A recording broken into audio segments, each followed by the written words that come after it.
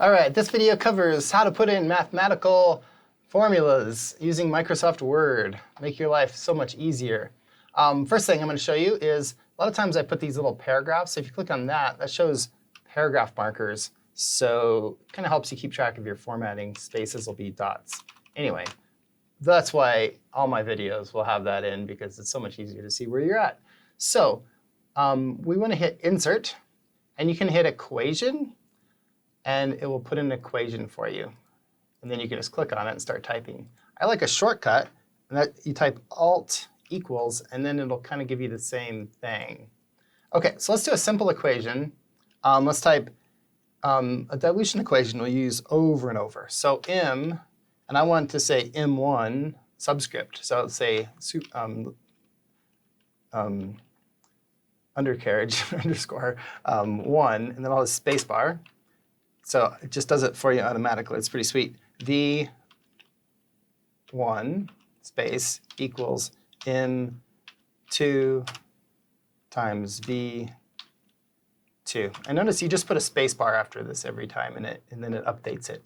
Then a lot of times in the lab report, you're going to want to say, OK, I'm solving for the final molarity. So that's the second m. So you're going to divide by v2 on both sides. So it should be m1 times v1 divided by v2.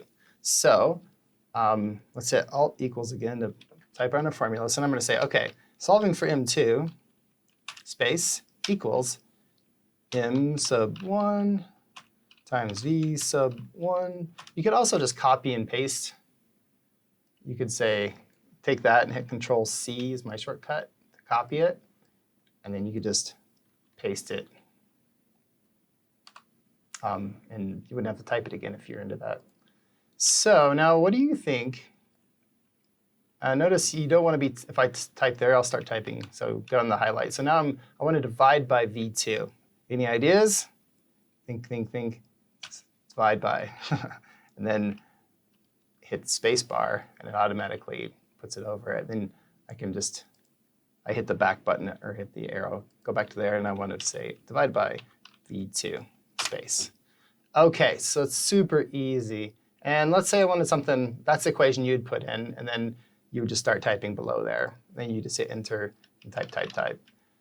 Let's say you have something a little more complicated. I'll show you a couple more options. If I clicked off of this and started typing and then click back here, and it went away, so I have to click Design, and you get all these options. You could type in a fraction by hand, all these different ways to do it if you're in calculus.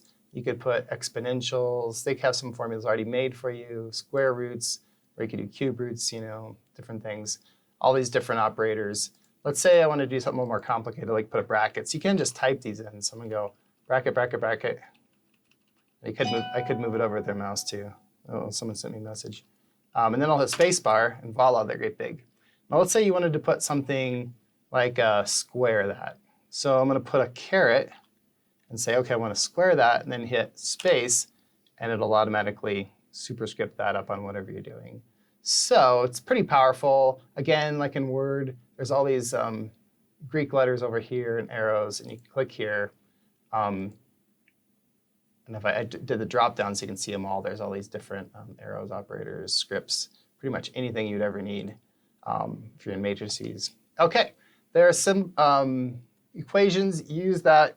Don't ever give me anything like m1 or m2. So this drives you crazy, equals m1 v1 divided by v2. OK, you tell me, which looks net better, huh? Which one? You're going to use that one. Don't do this. This will make us cry. And we don't like to cry while we're grading paper, so don't do that.